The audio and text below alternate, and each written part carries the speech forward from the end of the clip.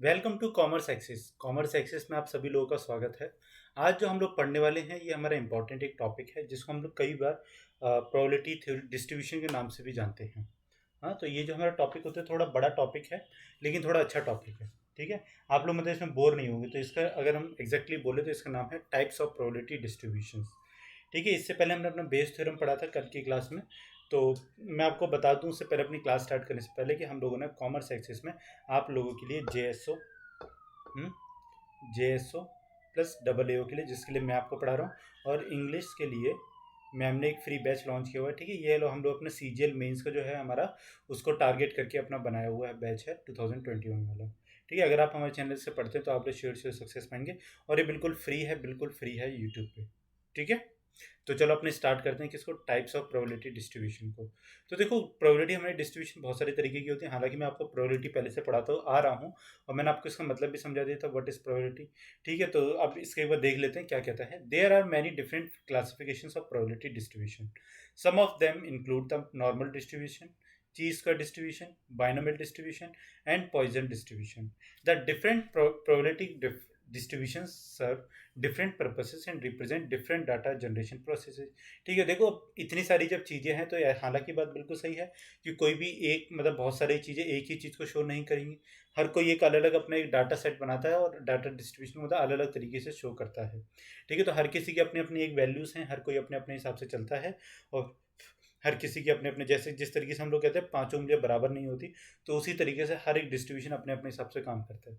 फिर चाहे वो नॉर्मल डिस्ट्रीब्यूशन हो, ची स्क्वायर डिस्ट्रीब्यूशन हो, बाइनोमियल डिस्ट्रीब्यूशन हो, या फिर हमारा पॉइजन डिस्ट्रीब्यूशन हो। ठीक है, तो पॉइजन डिस्ट्रीब्यूशन और बाइनोमियल डिस्ट्रीब्यूशन जो होते हैं हमारे, ये हमारे सबसे ज़्यादा जो, अगर मतलब हम लोग बोले कि सबसे ज़्यादा जो यूज़ में आते हैं, तो वो हमारे ये वाले होते हैं। कौन कौन से? बाइनोमियल डिस्ट्रीब्यूशन और पॉइजन डिस्ट्रीब्यूशन। ठीक है, आपने नाम भी इनको सुना हुआ होगा और पेपर में इनके ऊपर क्वेश्चन भी बार बार पूछ लिया जाता है। हालांकि बहुत ज़्यादा हार्ड नहीं है, बट हाँ थोड़ा बहुत हार्ड होते हैं, मतलब बच्चों को समझ में कई बार कम आते हैं। तो सबसे पहले हम लोग क्या देखते हैं, अपना डिस्क्रीट प्रोबेबिलिटी डिस्ट्रीब्यूशन। ठीक है, इसके अंडर में हमारा बाइनोमियल डिस्ट्रीब्यूशन आएगा। तो क्या कहता है discrete probability distribution? A discrete probability distribution counts occurrences that have countable or finite outcomes। ठीक है, ये ऐसी चीज को हमारे अक्रेंस को काउंट करता है जो कि क्या है, या तो काउंटेबल है या फिर क्या है, फाइनाइट है। This is in contrast to a continuous distribution. ठीक है, किसका कॉन्ट्रास्ट होता है? हमारा कंटिन्यूस डिस्ट्रीब्यूशन का। Where outcomes can fall anywhere on a continuum. ठीक है, जहां पे हमारा कंटिन्यूस डिस्ट्रीब्यूशन हमने पढ़ा था ऊपर वाली क्लासेस में, कि हमारा कंटिन्यूस डिस्ट्रीब्यूशन में क्या हो रहा है कि जहाँ पे मतलब कि जो आउटकम्स जो है वो कितने भी ज़्यादा आ सकते हैं, जबकि हमारा जो डिस्क्रीट जो प्रोबेबिलिटी डिस्ट्रीब्यूशन जो है ये काउंटेबल होता है और फाइनाइट आउटकम्स पे ही काम करता है। This distribution often involve statistical analysis of counts और हाउ मैनी इवेंट्स और इवेंट्स अकर्स। ठीक है, तो डेफिनेटली सी बात है कि ये हमारा किस पे काम करेगा, काउंट पे काम करेगा। काउंट पे काम नहीं करेगा तो ये उस पे काम करेगा कि ये वाला जो हमारा इवेंट जो भी कुछ है वो कितनी बार अकर होता है, या फिर उसके आने की प्रोबेबिलिटीज कितनी है, चांसेस कितनी ज़्यादा है। ठीक है, क्योंकि इसका ये हमने ऊपर पढ़ा था भी कि ये किस पे काम करता है, काउंटेबल पे काम करता है। तो इस चीज़ को नोट डाउन कर लो, काउंटेबल और फाइनाइट पे काम करेगा ये हमारा। ठीक है, तो ये देखो जो चीज़ मैं आपको लिखने के लिए बोलते हैं, कहाँ पे लिखनी है हमको, जैसे हमारा पेज होता है उसके ऊपर का जो बॉर्डर जो होता है ना, यहाँ पे लिखने की है। ठीक है, तो इसको लिख लेना, discrete probability distribution equals to countable. ठीक है, मेरी तो राइटिंग डॉक्टर जैसी है, बिल्कुल गंदी।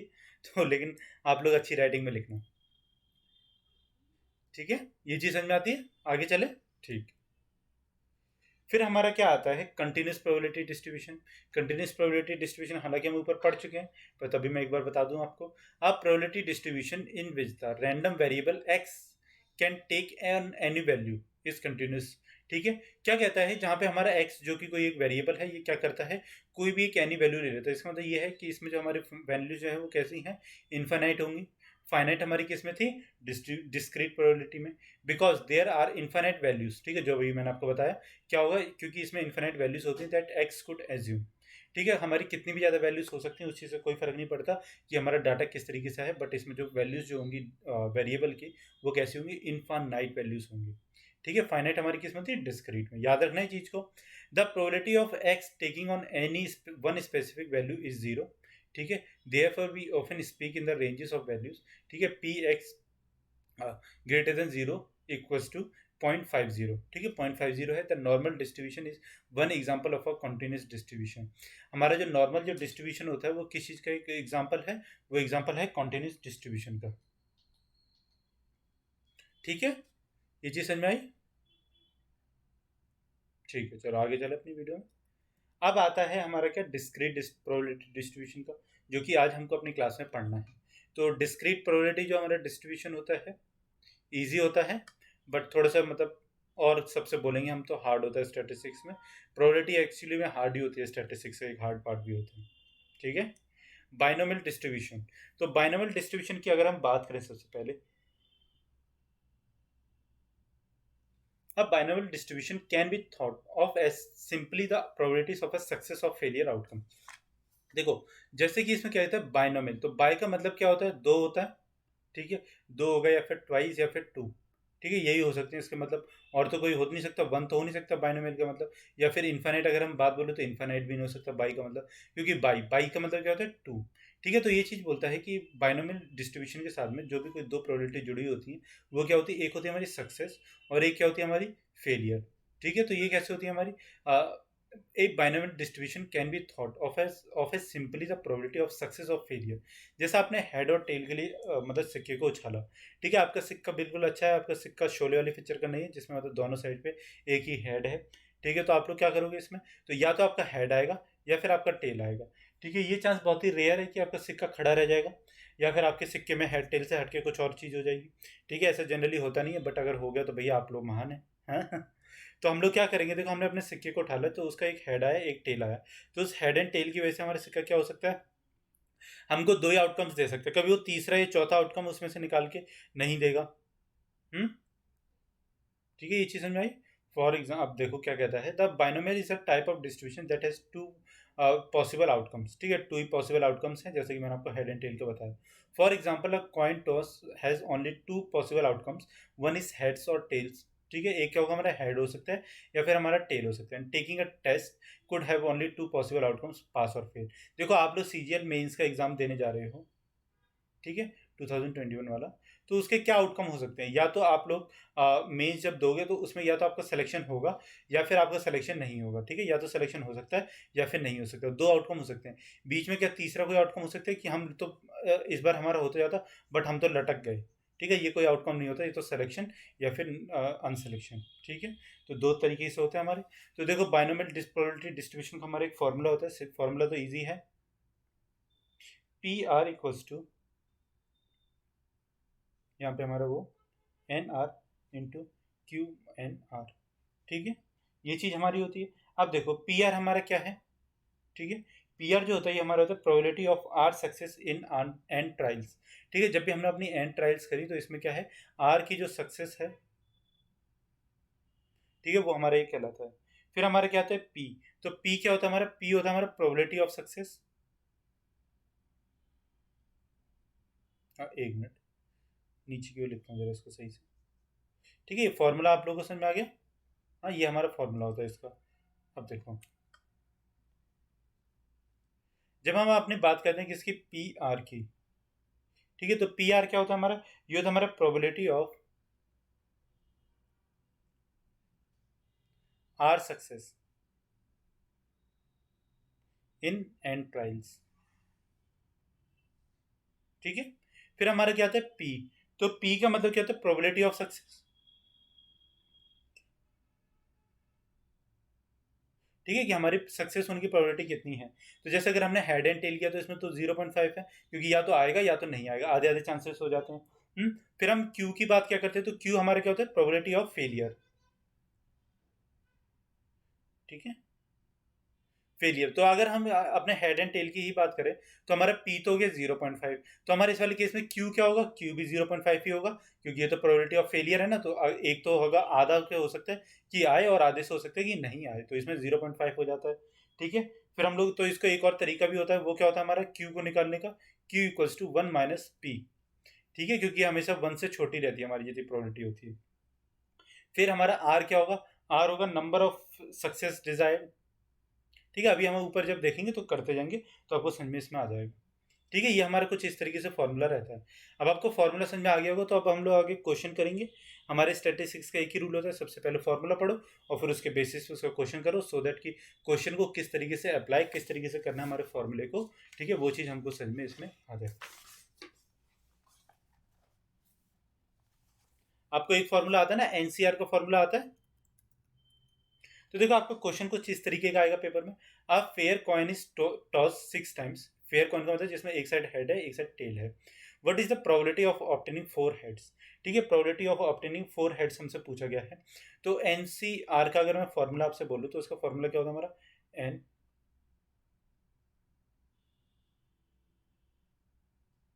ठीक है, कुछ इस तरीके का होता है, अगर आपको याद हो तो और इसमें हमारा एन क्या होता है, एन हमारे फैक्टोरियल हो जाता है। जैसे मतलब कि अगर मानो कि यहाँ पे 5 फैक्टोरियल है, तो ये क्या हो जाएगा हमारा 5 × 4 × 3 × 2 × 1, इस तरीके से होता है। याद आया कुछ आपको?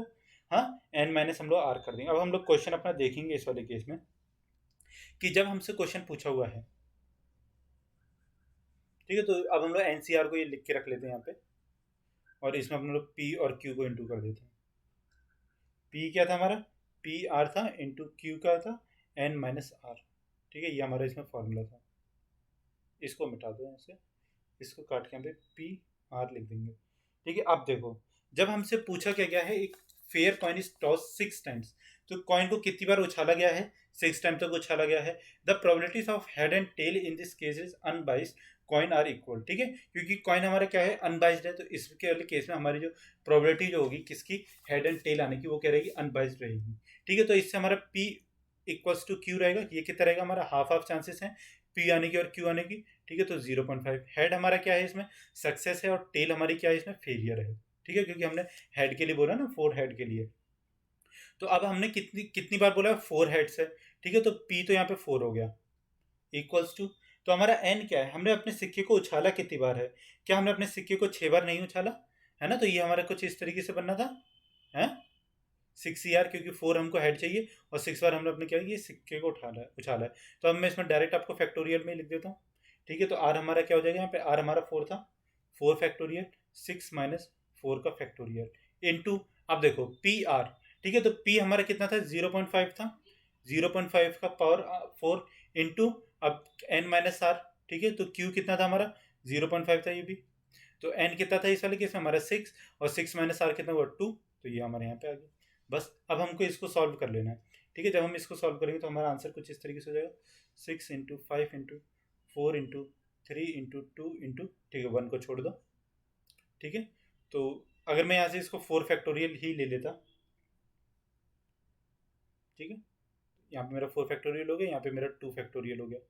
ठीक है, तो इससे मैं अगर इसको काट दूँ तो ये कट जाएगा, और इससे अगर इसको काट दूँ तो कितना हो जाएगा, 3 हो जाएगा। ठीक है, इन टू, अब 0.5 की पावर 4, तो 0.5 की पावर 4 हमारी कितनी हो जाएगी, ये हो जाएगा हमारा 0.625। ठीक है, और इंटू 0. इसकी पावर कितनी हो जाएगी, 0.25। ठीक है, तो इसको जब हमने इंटू किया तो ये कितना हो गया हमारा, 15, हाँ 3 5 15 हो गया, बाकी सारा का सारा कट गया, इंटू 0.625 इंटू 0.25, और इसकी जो वैल्यू आएगी आएगी हमारी 0.234। ठीक है, नीचे वाला दिख रहा है, एक मिनट। ठीक है, अब दिख रहा होगा आप लोगों को नीचे वाला। तो इस तरीके से हमको कैलकुलेट करना था। आपको क्वेश्चन में कुछ भी मतलब देखो, न्यूमेरिकल वगैरह कुछ नहीं लिख के दिया, बट स्टिल आपने क्या इसमें से देखो, क्या क्या चीज़ आपने इसमें से नोट डाउन करी, कि व्हाट इज द प्रोबेबिलिटी,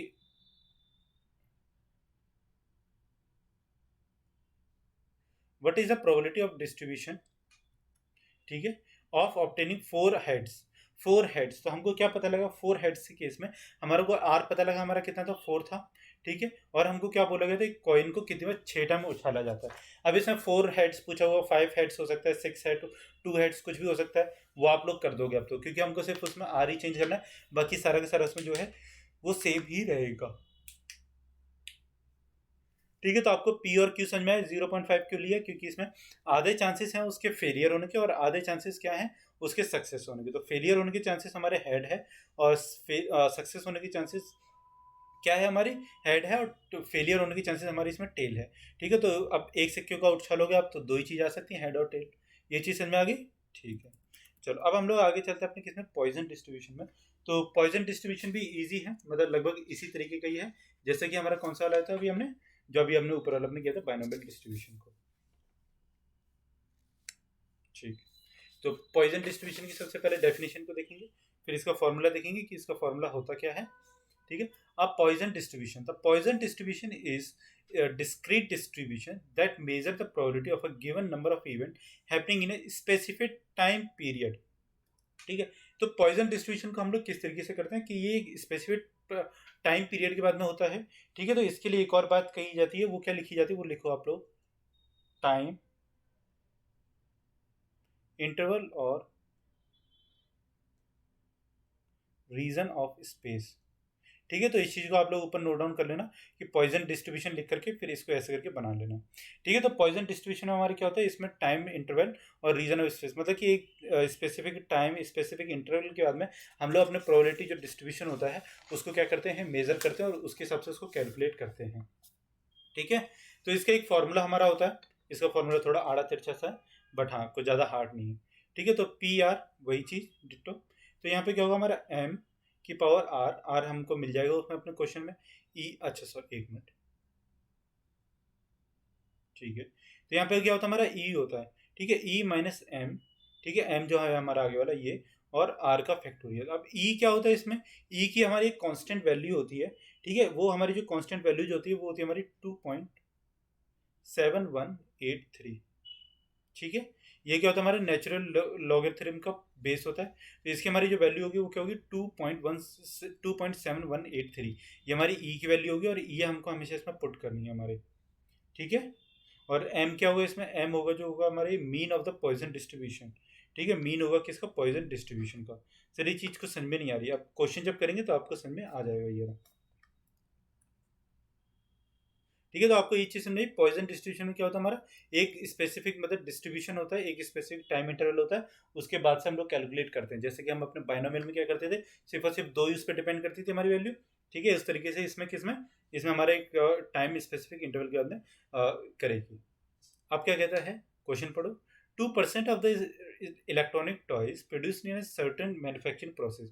ठीक है, कोई भी हमारे यहाँ पे मतलब एक फैक्ट्री है, यूनिट है, उसमें जो 2% जो है इलेक्ट्रॉनिक टॉयज, ठीक है, produce in a certain manufacturing process turn out to be defective. तो 2% जो है वो क्या है, हमारे डिफेक्टिव निकलते हैं।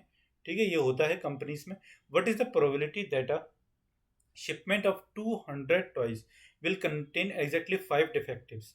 ठीक है, अब ये देखो बहुत ज़्यादा इंपॉर्टेंट है, क्या कहता है कि जब ये तो हमारा 2% ऑफ द डिफेक्टिव निकल रहे हैं, बट जब हमने अपने 200 टॉयज को सेंड किया है, ठीक है, तो उसमें से कितने हमारे 5 डिफेक्टिव निकल जाएं, तो इसकी प्रोबेबिलिटी कितनी है, तो इसकी हमको प्रोबेबिलिटी अपनी निकालनी है। ठीक है, जब हम लोग, हमारा फॉर्मूला क्या था इसका, सबसे पहले इसका फॉर्मूला नोट डाउन यहाँ पे कर लेंगे, इन सबको मिटा दूं।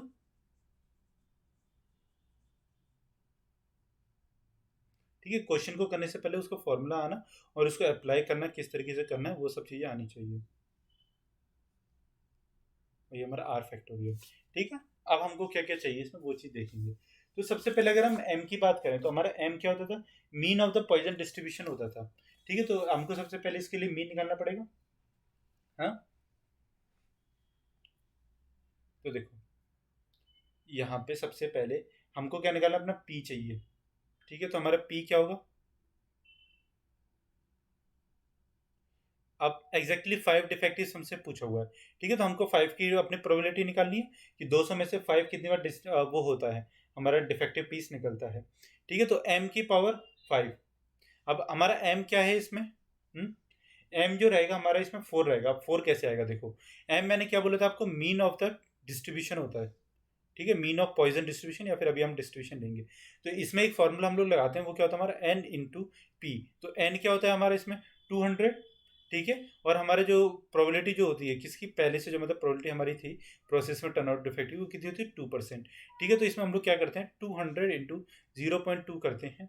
ठीक है, तो इससे जो हमारे जो आंसर जो निकल के आता है वो कितना हो जाता है हमारा 4 निकल के आता है।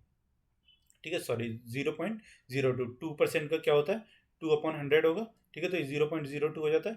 तो जब हम इसको 200 को 0.02 से इंटू करेंगे तो ये हमारी इसकी वैल्यू 4 आ जाती है। ठीक है, तो ये हमने निकाला अपना mean of the Poisson distribution यहाँ से, तो इसका मीन यहाँ पे आया तो यहाँ पे 4 रखा हमने। ठीक है, आर क्या था हमारा, जैसे कि हमने आर अपना निकाला तो 5 था।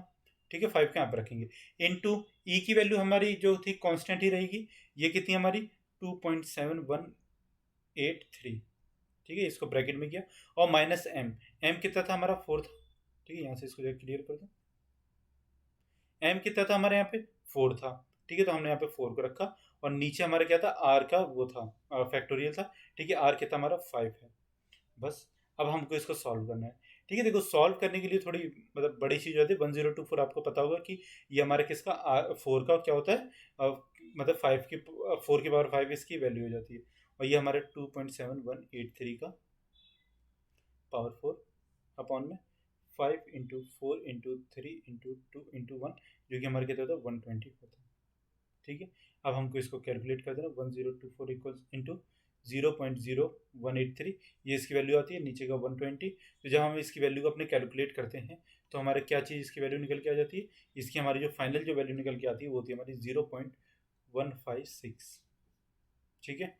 तो इस तरीके से थोड़ा बड़े क्वेश्चंस हो जाते हैं, अगर ये वाले क्वेश्चन आपसे पूछे जाते हैं कि मतलब इसका निकालो उसका निकालो, तो इस तरीके से थोड़े आपके बड़े बड़े क्वेश्चंस होंगे पॉइजन डिस्ट्रीब्यूशन के और बाइनोमियल डिस्ट्रीब्यूशन के, ठीक है। कैलकुलेशन थोड़ी बड़ी है, बाकी मेथड वगैरह ईजी है, अगर आप लोग इसको याद कर लेते हो, फॉर्मूले याद कर लो और उसको लगाने का एक तरीका याद कर लो, ठीक है। ये चीज़ समझ में आ गई, कोई डाउट तो नहीं, एक बार क्लियर करूँ ऊपर जाके, ठीक है, चलो एक बार जल्दी से आपको रिवाइज करा देता हूँ, फिर हम लोग रैंडम वेरिएबल को पढ़ेंगे। तो सबसे पहले हम लोग जब अपने डिस्क्रीट प्रोबेबिलिटी डिस्ट्रीब्यूशन में आते हैं, तो इसमें सबसे पहले हमारी आती है बाइनोमियल डिस्ट्रीब्यूशन, ठीक है। तो बाइनोमियल डिस्ट्रीब्यूशन में हमारा क्या होता है कि हमारी कोई भी ऐसी मतलब आउटकम जब निकलते हैं जिसमें कितनी दो हमारी जो होती है एंट्रीज निकल के आती हैं, ठीक है, मतलब दो ही प्रोबेबिलिटीज हो सकती हैं, जैसे कि हम लोग सिक्का उछालते हैं या फिर एग्जाम देने के लिए जाते हैं, तो या तो उसमें हम फेल हो सकते हैं या फिर हम उसमें पास हो सकते हैं, मतलब कि या तो हम उसमें सेलेक्ट हो सकते हैं या फिर सेलेक्ट नहीं होंगे, ठीक है, जब भी हम अपने सीजीएल का पेपर देंगे। तो अगर हमारा लिस्ट में नाम नहीं आया तो इससे पता लगता है कि हम लोग सेलेक्ट नहीं हुए, ठीक है, तो ये हमारी एक प्रोबेबिलिटी होगी, और दूसरी क्या हो सकती है हमारी कि हम लोग सेलेक्ट हो गए, कि मतलब हमारा लिस्ट में नाम आ गया, ठीक है। तो उसका फॉर्मूला ये होता है हमारा NCR equals into P R, और यहाँ पे QN-R। तो पी क्या होता है हमारा नंबर चांसेस ऑफ सिलेक्शन या फिर पास, ठीक है, और क्यू क्या होता है हमारा फेलियर के नंबर ऑफ चांसेस, ठीक है। तो जब हम अगर बाइनोमियल डिस्ट्रीब्यूशन की बात करें तो इसमें तो 0.5 और 0.5 ही रहता है, ठीक है, इसमें चेंज नहीं हो सकता, क्योंकि हमारे दो ही चांसेस हैं, या तो सक्सेस होगा या तो सक्सेस नहीं होगा, ठीक है। फिर हमने इसका क्वेश्चन किया, फिर हमारा क्या था पॉइजन डिस्ट्रीब्यूशन। तो पॉइजन डिस्ट्रीब्यूशन में क्या होता है, एक स्पेसिफिक टाइम इंटरवल होता है, एक टाइम ड्यूरेशन होता है, ठीक है, जिसके बाद से ही हम लोग क्या करते हैं अपने उसको कैलकुलेट करते हैं हमारी वैल्यू को, पॉइजन डिस्ट्रीब्यूशन को। तो इसका जो हमारा फॉर्मूला होता है ये होता है हमारा,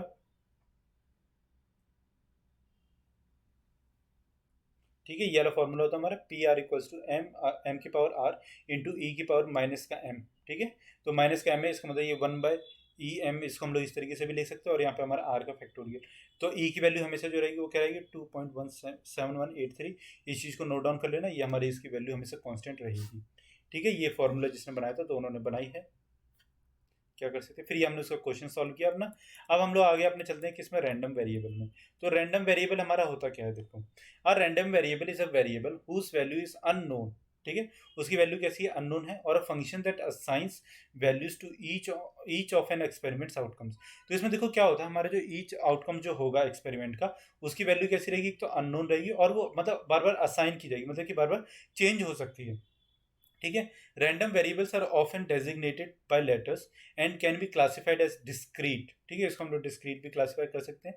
विच are variable that have specific values और continuous, which are variables that can have any values within a continuous range, ठीक है। तो हमारा रैंडम वेरिएबल्स देखो अननोन है इसकी वैल्यूज को, और इसके जो फंक्शंस होते हैं असाइन जो की जाती है वैल्यूज आउटकम्स की, वो कैसी रहती है, वो अननोन रहती हैं ज़्यादातर, ठीक है। तो देखो जैसे कि पॉसिबल, जैसे कि आपने कभी मतलब किसी भी चीज़ के लिए अप्लाई किया, तो पॉसिबल ऑफ आर बी कितने हमारे 100 रहेंगे, बट इसकी प्रोबेबिलिटी अगर कितनी रहती है 0.3 हमारे आउटकम्स की रहती है इसकी प्रोबेबिलिटी, तो प्रोडक्ट क्या रहेगा हमारा 100 इंटू 0.3, तो साफ सीधी बात इसमें 30 आ जाएगा। उसी तरीके से अगर हमारे 110 है पॉसिबल ऑफ आर बी, ठीक है, और हमारी प्रोबेबिलिटी कितनी रहती है 0.6, तो ये हमारे इसमें प्रोडक्ट कितना आ जाता है 66, और इसमें अगर हमारी पॉसिबिलिटीज ऑफ आर बी कितनी रहती है 120, और प्रोबेबिलिटी हमारी रहती है 0.1, तो 0.1 के हिसाब से ये 12 आ जाता है, ठीक है। तो हमारा प्रोडक्ट कितना हो जाता है 12 हो जाता है इस तरीके से, ठीक है। तो ये तीन तरीके से हमने पढ़ा अपने रैंडम वेरिएबल पढ़ा, बाइनोमियल डिस्ट्रीब्यूशन पढ़ा, पॉइजन डिस्ट्रीब्यूशन पढ़ा।